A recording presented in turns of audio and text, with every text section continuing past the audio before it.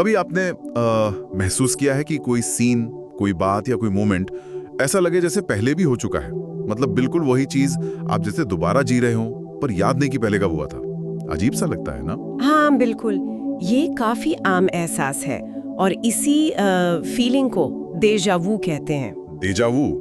हाँ, फ्रेंच शब्द है शायद। जी हाँ, मतलब है पहले देखा हुआ। अच्छा, तो सवाल यही है कि भाई ये है क्या? क्या ये हमारे पिछले जन्म की कोई धुंधली सी याद है, या फिर हमारे दिमाग का ही कोई छोटा मोटा ग्लिच है? बिल्कुल, और आज की हमारी चर्चा का मकसद यही है। हम कोशिश करेंगे इस रहस्य को समझने की, डेजा वू के पीछे का साइंस और जो आध्यात्मिक मान्यताएं हैं, दोनों को देखेंगे। ठीक है, तो शुरुआत कहाँ से करें? विज्ञान से? हाँ, पहले विज्ञान की बात करते हैं। जैसा मैंने बताया, साइकोलॉजी में डेजा वू का मतलब है ऑलरेडी सीन, यानी पहले देखा हुआ। और रिसर्च क्या कहती है इस बारे में? ये क्यों होता है? देखिए, रिसर्च बताती है कि ये असल में हमारे ब्रेन की जो मेमोरी प्रोसेसिंग है ना, उसमें एक टेम्पररी गड़बड़ी हो सकती है। एक तरह का आप कह सकते हैं ग्लिच। ग्लिच कैसे? होता ये है कि जब हमारा दिमाग किसी नए पल को, किसी नई जानकारी को प्रोसेस कर रहा होता है, तो कभी-कभी वो गलती से उसे शॉर्ट टर्म मेमोरी में डालने के बजाय लॉन्ग टर्म मेमोरी वाला सिग्नल भेज देता है। अच्छा, तो दिमाग को लगता है कि ये जानकारी तो पुरानी है, पहले से मौजूद है। एग्जैक्टली। और बस उसी वक्त वो अरे ये तो पहले हो चुका है वाली फीलिंग आ जाती है। तो काफी दिलचस्प है, मतलब दिमाग का अपना ही एक कंफ्यूजन है। हाँ बिल्कुल, और इसमें हमारे दिमाग का एक खास हिस्सा टेम्पोरल लोब, उसका बड़ा रोल माना जाता है। ये हमारी याददाश्त और चीजों को पहचानने का काम करता है। Temporal lobe? जी। तो माना जाता है कि डेजा वू के वक्त ये हिस्सा कुछ पलों के लिए थोड़ा कंफ्यूज हो जाता है, एक तरह का मिसफायर कह लीजिए। मिसफायर यानी कुछ गड़बड़ हो जाती है वहाँ? हाँ, उस क्षण के लिए, जिससे ये पहले देखा हुआ वाला एहसास पैदा होता है। और ये इतना रियल इसलिए लगता है क्योंकि मेमोरी से जुड़े जो न्यूरल पाथवेज हैं, वो मोमेंटरीली गड़बड़ा जाते हैं। और मैंने ये भी सुना है कि एपिलेप्सी मतलब मिर्गी के जो मरीज होते हैं उनमें ये अनुभव ज्यादा होता है। इसका क्या कनेक्शन है? हाँ, ये बात सही है। एपिलेप्सी में क्या होता है, ब्रेन में कभी-कभी अबनॉर्मल इलेक्ट्रिकल डिस्चार्जेस होते हैं। अच्छा। और ये अक्सर टेम्पोरल लोब के आसपास होते हैं। तो ये डिस्चार्जेस दिमाग की नॉर्मल फंक्शनिंग को, मतलब सामान्य कामकाज को डिसरप्ट कर सकते हैं। और उससे फिर डेजा वू जैसा अनुभव हो सकता है? जी हाँ, और इसी ऑब्जर्वेशन से वैज्ञानिकों को ये समझने में मदद मिली है कि टेम्पोरल लोब की एक्टिविटी का इस एहसास से शायद गहरा संबंध है, यहाँ तक कि स्वस्थ लोगों में भी।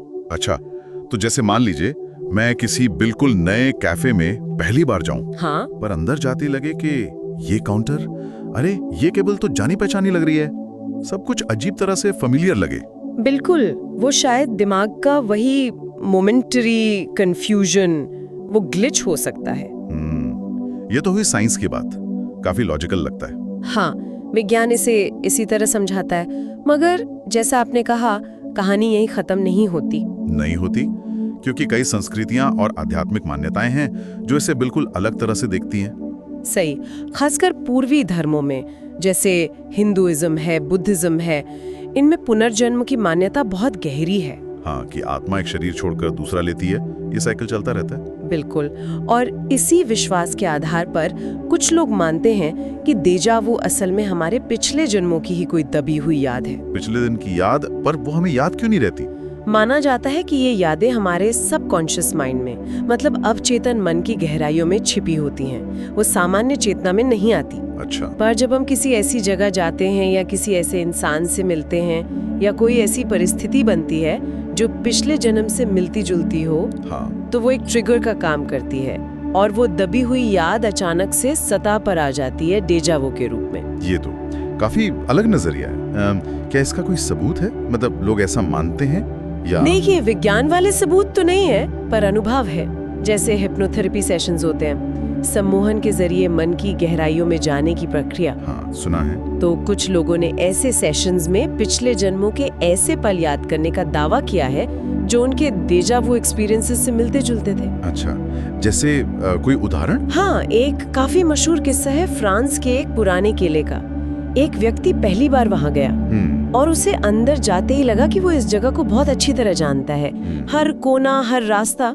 बाद में जब उसने पास्ट लाइफ रिग्रेशन थेरेपी करवाई, ये क्या होता है? ये भी एक थेरेपी है जिसमें पिछले जन्मों की यादों को एक्सप्लोर करने का प्रयास किया जाता है। तो उस थेरेपी में कथित तौर पर ये बात सामने आई कि वो किसी पिछले जन्म में उसी किले में एक सैनिक था। अरे, ये तो सोचने वाली बात है। हाँ, ऐसी कहानियां आपको सोचने पर मजबूर जरूर करती हैं। इन्हें पूरी तरह खारिज करना भी मुश्किल लगता है कई बार। तो अब हमारे पास दो बिल्कुल अलग अलग एक्सप्लेनेशंस हैं। एक तरफ साइंस है, हाँ, जो कहता है ये मेमोरी प्रोसेसिंग का ग्लिच है, टेम्पोरल लोब का मिसफायर है, एक साइकोलॉजिकल इल्यूजन है। और दूसरी तरफ स्पिरिचुअल बिलीफ्स है, जो कहती है कि ये पिछले जन्म की सबकॉन्शियस यादें हैं, आत्मा की यात्रा का हिस्सा है, कोई कार्मिक कनेक्शन है या शायद कोई अधूरा काम।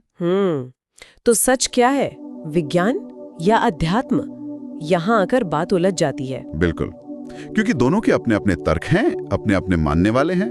विज्ञान के पास ब्रेन स्कैन्स हैं, एक्सपेरिमेंट्स हैं, और अध्यात्म के पास लोगों के गहरे निजी अनुभव हैं, सदियों पुरानी मान्यताएं हैं। सही कहा, कोई एक फाइनल जवाब जिस पर सब सहमत हों वो अभी तक नहीं मिला है।